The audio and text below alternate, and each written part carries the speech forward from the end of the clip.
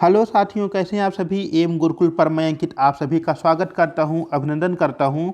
आज है आपके मकर संक्रांति का पर्व, तो इस विशेष पर्व पर आप सभी को हार्दिक बधाई एवं शुभकामनाएं। हम लोग अपनी जो एक वीडियो चला रखे, सीरीज चला रखे हैं यूपी जीके के very very most important questions की, उसी को आगे हम लोग अब आज कंटिन्यू कर रहे हैं। और आज हम लोग बहुत ही बेहतरीन बेहतरीन क्वेश्चन देखने जा रहे हैं इस वीडियो के माध्यम से। और ऐसे चुनिंदा क्वेश्चन हैं जो आपके एग्जाम में पूछे जाते हैं, बार बार पूछे जाते हैं। देखिए, आपके यूपी जीके का जो सिलेबस है, जो आपके यूपी स्पेशल का सिलेबस है, सामान्य अध्ययन का सिलेबस है, वो छोटा सा सिलेबस है आपका। तो इसी में से क्या है कि क्वेश्चन बढ़िया लेवल के आपके पूछे जाते हैं उसी छोटे से सिलेबस में से। और इनको हम लोग क्या करेंगे, आराम से 10-15 करते हुए डेली डेली करते हुए हम लोग चलेंगे। तो एग्जाम तक आपका क्या होगा, बढ़िया अच्छा खासा आपका सिलेबस कंप्लीट हो चुका रहेगा पूरा, और कई बार हो सकता है उसका रिवीजन हो जाए। तो चलिए हम लोग शुरू करें अपने आज का वीडियो। और आज का पहला क्वेश्चन क्या कह रहा है आपकी स्क्रीन के ऊपर। और आज का पहला क्वेश्चन कह रहा है कि प्रयागराज के संगम में कौन सी नदियां मिलती हैं। बहुत ही बेहतरीन और बहुत ही आसान सा क्वेश्चन। इससे ज़्यादा आसान क्वेश्चन मैं समझता हूं कि शायद ही कोई बने, कि प्रयागराज के संगम में कौन सी नदियां आपस में मिलती हैं। पहला ऑप्शन कह रहा है गंगा यमुना और कावेरी, दूसरा कह रहा है गंगा यमुना और सिंधु, तीसरा कह रहा है गोमती संय और यमुना, चौथा ऑप्शन आपका कह रहा है गंगा यमुना और सरस्वती। तो इसमें से कौन सा एक नदियों का समूह है जिनका संगम प्रयागराज में होता है। तो अगर हम लोग बात करें प्रयागराज में किन नदियों का संगम होता है, तो वह हो जाएगा आपका चौथा सही जवाब हो जाएगा गंगा यमुना और सरस्वती।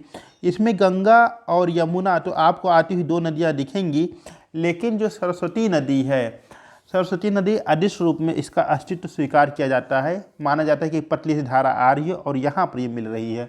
तो हमारे इलाहाबाद के जो संगम में है वो तीन नदियों का प्रमुख रूप से मिलाप होता है। उसमें गंगा, यमुना और आपकी सरस्वती, ये तीन नदियाँ प्रमुख रूप से होती हैं। चलते हैं आगे हम लोग अपने आज के दूसरे प्रश्न पर। और आज का दूसरा प्रश्न क्या कह रहा है, कह रहा सिंधु घाटी सभ्यता का सबसे पूर्वी बिंदु था। रहा है कि सिंधु घाटी सभ्यता का सबसे पूर्वी बिंदु था। पहला कह रहा अखनूर, दूसरा कह रहा है दैमाबाद, तीसरा कह रहा आलमगीरपुर, या चौथा कह रहा सुत कांगेडोर।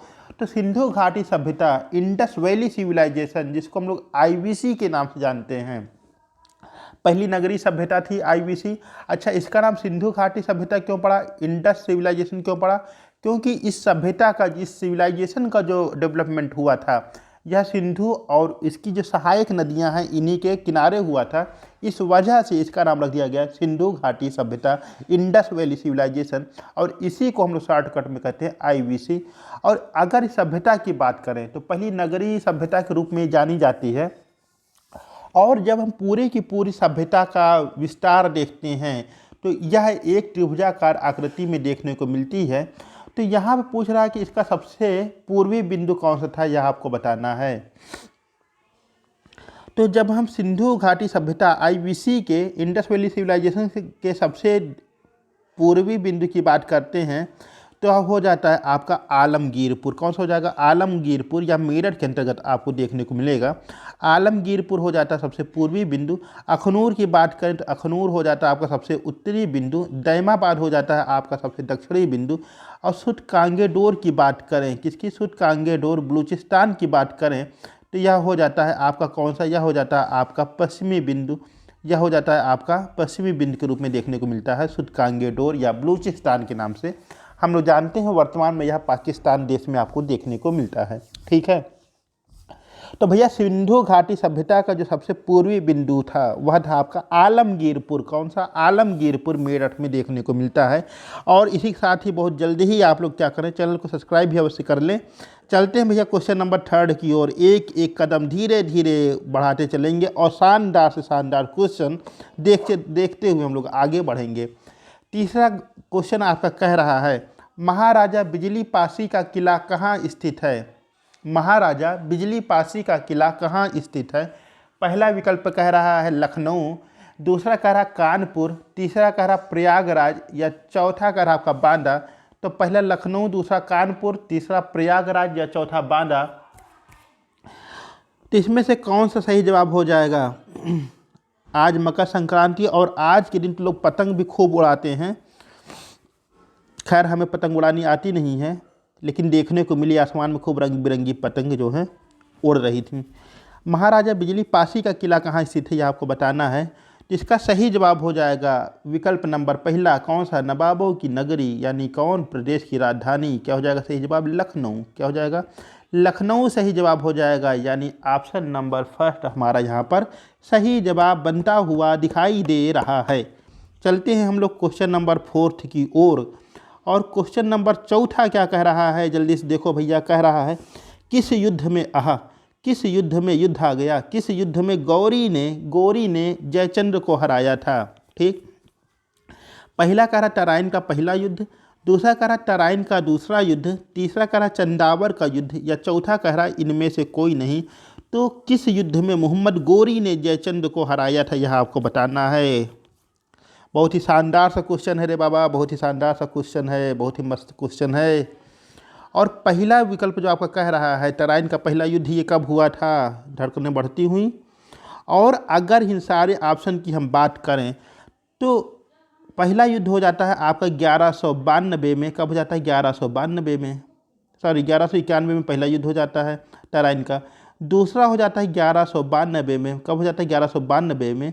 और चौथा युद्ध आपका जो होता है, सॉरी चंदावर का युद्ध जो होता है यह हो जाता है 1194 में। कब हो जाता है? 1194 में हो जाता है। अच्छा था क्या कि यहाँ आप दो नाम याद रखिएगा, एक पृथ्वीराज चौहान और दूसरे कन्नौज के शासक जयचंद्र। दोनों पहले क्या थी? मित्रता थी, दोनों बहुत अच्छे मित्र थे, दोनों अपने अपने क्षेत्र के शासक थे। जयचंद्र का क्षेत्र हो जाता है कन्नौज की तरफ और पृथ्वीराज चौहान जी का हो जाता है दिल्ली की तरफ। ठीक है, आगे चलकर इन लोगों में कुछ जो है तनाव की स्थिति उत्पन्न हो जाती है। ठीक है, दोस्ती थी अब दुश्मनी में बदल गई।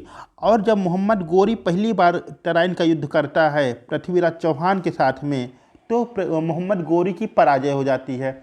मोहम्मद गोरी वापस जाया करता है, मिल जाता है कौन? जयचंद्र। जयचंद्र को लगता है कि अपनी दुश्मनी निकालने के लिए इससे बढ़िया मौका नहीं है। और जयचंद्र पूछता है उससे, कहाँ जा रहे हो गोरी? तो गोरी कहता है बहुत लतियाए हैं हमको पृथ्वीराज चौहान, अब हम भागते भागते वापस जा रहे हैं। कहता नहीं भागो मत, तुम ऐसा करो आओ गुप्त इसकी सूचना हम देंगे, कहाँ से तुमको प्रवेश करना वो सारी जानकारी हम देंगे, हमसे पूछो, हमारा दोस्त रहा है। तो ये क्या करता है जयचंद्र, अपनी खुन्नस मिटाने के लिए गोरी को पूरी सूचना दे देता है और गोरी फिर से आक्रमण कर देता है ना। जब गोरी आक्रमण कर देता है तराइन के द्वितीय युद्ध में, तो यहाँ पर पृथ्वीराज चौहान की पराजय हो जाती है और मोहम्मद गोरी जीत जाता है। जयचंद्र इधर बहुत खुश है कि वाह मेरा तो काम हो गया, और रास्ते से क्या हुआ, हमारा दुश्मन भी निकल गया है, अब हम साम्राज्य विस्तार करेंगे। लेकिन जयचंद्र को ये पता नहीं था कि जो गोरी है अब इसकी नीयत बदल चुकी है। 1194 में जब आता है फिर से आक्रमण करने के लिए इसके साथ में, तो पूछता है क्यों आए हो? तो कहता है कि अब तुम्हारा राज्य लेंगे, इस वजह से हम आए हैं। ठीक, जयचंद्र करते क्या करते, अंतिम विकल्प था युद्ध करना, और इस युद्ध में इनकी पराजय हुई। किसकी? जयचंद्र की। तो जो चंदावर का युद्ध था, चंदावर का युद्ध हो जाता है मोहम्मद गोरी और जयचंद्र के बीच में, और जयचंद्र यहाँ बुरी तरीके से लतिया दिए जाते हैं, ये मार दिए जाते हैं। तो गोरी ने जयचंद्र को किस युद्ध में हराया था? आपका तीसरा जवाब सही हो जाएगा, चंदावर युद्ध में, जो आपका हुआ था 1194 के अंतर्गत। ठीक है, चलते हैं आगे क्वेश्चन नंबर 5 की ओर। और आज का शानदार सा 5वां क्वेश्चन आपका क्या कह रहा था? ताबड़तोड़ कंडीशन में कह रहा है सिरेमिक सिटी। सिरेमिक सिटी मतलब क्या होता है? जो चीनी मिट्टी के सामान होते हैं, किसके? चीनी मिट्टी के सामान होते हैं, उन्हीं को बोल दिया जाता है सिरेमिक। ठीक है, जैसे आपका वॉश बेसिन हो गया है ना, इस टाइप के जो आपके सामान होते हैं चीनी मिट्टी के बनाए जाते हैं, ये आपकी सिरेमिक के कैटेगरी में आते हैं। तो सिरेमिक सिटी की उपमा दी जाती है। और पहला आपका कह रहा विकल्प चुनार, दूसरा कह रहा मुरादाबाद, तीसरा कह रहा खुर्जा, या चौथा कह रहा फिरोजाबाद। तो सिरेमिक सिटी के अंतर्गत आपके कौन से कहाँ की आपकी सिरेमिक सिटी के नाम से हम लोग उपमा देते हैं, किस जिले को उपमा देते हैं सिरेमिक सिटी की? और इसी के साथ ही ताबड़तोड़ तरीके से एक बार आप लोग चैनल को सब्सक्राइब अवश्य कर दें। एक छोटा सा चैनल बहुत ही सीमित संसाधन के बावजूद एक प्रयास शिक्षा के क्षेत्र में कर रहा है, और इससे आपकी सिर्फ जो है सहयोग की आवश्यकता है बस। सिरेमिक सिटी की उपमा किसे दी जाती है यह आपको बताना है। तो अगर हम लोग चुनार की बात करें तो भैया चुनार हो जाता है आपका सीमेंट उद्योग से संबंधित। किससे? सीमेंट उद्योग से संबंधित। आप चुर्क चुनार देखिए, वहाँ पे आपको सीमेंट उद्योग ज़्यादा देखने को मिलेंगे। मुरादाबाद की बात करें तो मुरादाबाद आपके पीतल के बर्तन के लिए फेमस हो जाता है। मुरादाबाद पीतल के बर्तन के लिए फेमस हो जाता है मुरादाबाद, है ना। और फिरोजाबाद की बात करें तो फिरोजाबाद को हम लोग सुहाग नगरी के नाम से जानते हैं। किस नाम से? सुहाग नगरी के नाम से जानते हैं। और सुहाग नगरी मतलब क्या कि जो सुहागिनें होती हैं उनकी पहचान होती है, जो उनका सबसे बड़ा पहचान होती है, उनके हाथ में चूड़ियाँ होती हैं। तो चूड़ी उद्योग कहाँ पे आपको सबसे ज़्यादा देखने को मिलता है? फिरोजाबाद में। इस वजह से इसको क्या कहते हैं? सुहाग नगरी की उपमा देते हैं। बचा कौन? आपका तीसरा विकल्प बच रहा है और यही इसका सत्य उत्तर हो जाएगा कि सिरेमिक सिटी की उपमा किसे देते हैं? सही जवाब हो जाएगा खुरजा। किसे कहते हैं? खुरजा को सिरेमिक सिटी की उपमा दी जाती है। ओके, चलते हैं आगे। और आज का छठा क्वेश्चन क्या कह रहा है? कह रहा किस राज्य के साथ प्रदेश की न्यूनतम सीमा लगती है? लो भैया, क्वेश्चन आपका कह रहा है किस राज्य के साथ, ठीक, प्रदेश की न्यूनतम सीमा लगती है। पहला कह रहा हरियाणा, दूसरा कह रहा मध्य प्रदेश, तीसरा कह रहा हिमाचल प्रदेश या चौथा कह रहा राजस्थान। तो किस राज्य के साथ उत्तर प्रदेश की जो सीमा लगती है वह न्यूनतम देखने को मिलती है? सही जवाब की बात करें तो अगर इसके ऑप्शन की हम लोग बात करें, किसकी बात करें भैया? इसके हम लोग ऑप्शन की बात करें तो अगर हम लोग हरियाणा राज्य की बात करें तो हरियाणा से उत्तर प्रदेश के 6 जिले लगते हैं। कितने जिले लगते हैं? 6 जिले लगते हैं हरियाणा राज्य से, ठीक है। तो आप कहें कि मध्य प्रदेश से कितने लगते हैं भैया? तो मध्य प्रदेश से लगते हैं आपके 11 जिले। कितने जिले? 11 जिले लगते हैं। जबकि राजस्थान से उत्तर प्रदेश के लगते हैं 2 जिले। कौन से? 2 जिले आपके लगते हैं।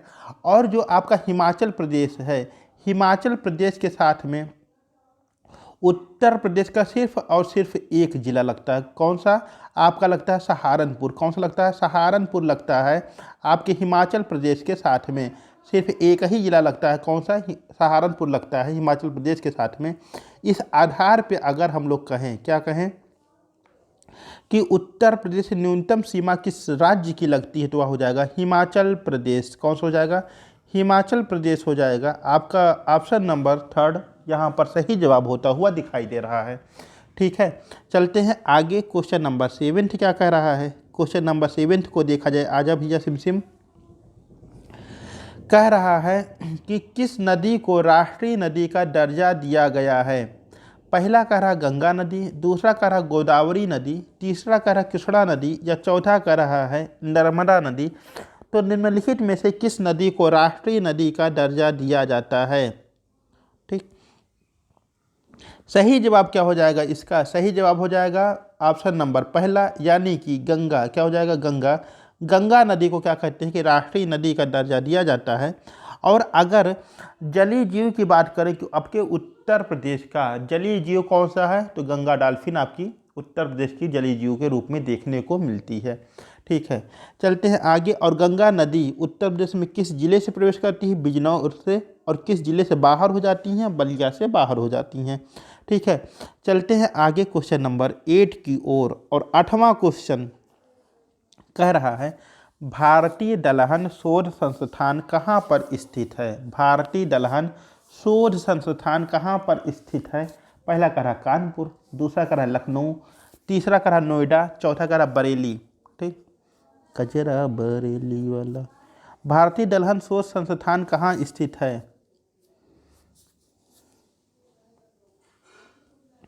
तो अगर हम लोग भारतीय दलहन शोध संस्थान की बात करें, भारतीय दलहन शोध संस्थान की बात करें तो यह हो जाता है आपके कानपुर में। कहाँ पर हो जाता है? कानपुर में हो जाता है। कानपुर के कल्याणपुर के पास आप देखेंगे तो यहाँ पर आपका भारतीय दलहन शोध संस्थान के रूप में देखने को एक संस्था आपको देखने को मिलेगी। और इसी के साथ अगर हम लोग बात करें कि कानपुर में और क्या है, तो आपका दलहन शोध संस्थान हो गया, आपका चीनी शोध संस्थान हो गया, आपका चर्म शोध संस्थान हो गया। यह आपके प्रमुख रूप से कानपुर में देखने को मिलता है, ठीक है। तो भारतीय दलहन शोध संस्थान कहाँ पर स्थित है? यह आपके कानपुर में देखने को मिलता है, ठीक है। चलते हैं आगे क्वेश्चन नंबर 9 की ओर। और 9वां क्वेश्चन क्या कह रहा है? कह रहा प्रदेश में यानी उत्तर प्रदेश में, उत्तर प्रदेश के किस जिले में हीरा पाया जाता है? उत्तर प्रदेश के किस जिले में हीरा पाया जाता है? पहला कह रहा मथुरा, दूसरा कह रहा बांदा, तीसरा कह रहा वाराणसी या चौथा कह रहा गोरखपुर। अच्छा, यहाँ हीरा पाया जाता है मतलब ये भी नहीं कि बहुत ज़्यादा आपको देखने को मिलेगा हीरा, बहुत ही सूक्ष्म मात्रा में, बहुत ही न्यूनतम मात्रा में यहाँ पर हीरे आपके पाए जाते हैं। लेकिन एकमात्र जिला उत्तर प्रदेश का जहाँ पर सीमित मात्रा में सही, लेकिन वहाँ पे हीरा पाया जाता है ना। तो अगर हम लोग इसकी बात करेंगे कौन सा सही जवाब बन जाएगा, तो आपका विकल्प नंबर पहला सही हो जाएगा कि मथुरा। ठीक, मथुरा में जो है आपका जो है विकल्प नंबर दूसरा यानी बांदा। कहाँ पर? बांदा। बांदा में आपका जो है सूक्ष्म मात्रा में, बहुत ही न्यूनतम मात्रा में क्या देखने को मिलता है? हीरा देखने को मिलता है। तो प्रदेश के किस जिले में हीरा पाया जाता है? सही जवाब हो जाएगा बांदा। क्या हो जाएगा? बांदा में आपका हीरा पाया जाता है। ठीक है, चलते हैं आगे और क्वेश्चन नंबर 10 की ओर। आज का 10वां क्वेश्चन क्या कह रहा है? कह रहा रोजगार की दृष्टि से प्रदेश का सबसे बड़ा उद्योग है। ठीक है, पहला कह रहा सूती मिल, दूसरा कह रहा हथकरघा, तीसरा कह रहा है चमड़ा उद्योग या चौथा कह रहा सीमेंट, है ना। तो इसमें से सही जवाब क्या हो जाएगा कि उत्तर प्रदेश में रोजगार के मामले में सबसे बड़ा उद्योग कौन सा देखने को मिलता है? तो अगर हम लोग बात करेंगे कि सही जवाब क्या हो जाएगा, तो आपका सही जवाब हो जाएगा हथकरघा उद्योग। कौन सा? हथकरघा उद्योग हो जाएगा। और हथकरघा उद्योग से क्या आशय है? हथकरघा उद्योग आपको छोटे छोटे स्तर पर देखने को मिलते हैं, जिसमें जो है हाथ से जो है कपड़ों पर कढ़ाई इत्यादि इसमें देखने को मिलती है।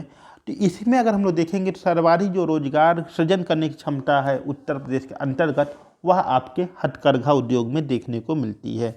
इस तरह से साथियों आज हम लोग इम्पॉर्टेंट क्वेश्चन की सीरीज में वेरी मोस्ट इम्पॉर्टेंट क्वेश्चंस को देखने का प्रयास किए हैं। उम्मीद करता हूँ वीडियो आप सभी को पसंद आई होगी, और चैनल पर नए चैनल सब्सक्राइब अवश्य करेंगे। वीडियो पूरी देखने के लिए आप सभी को तहे दिल से शुक्रिया।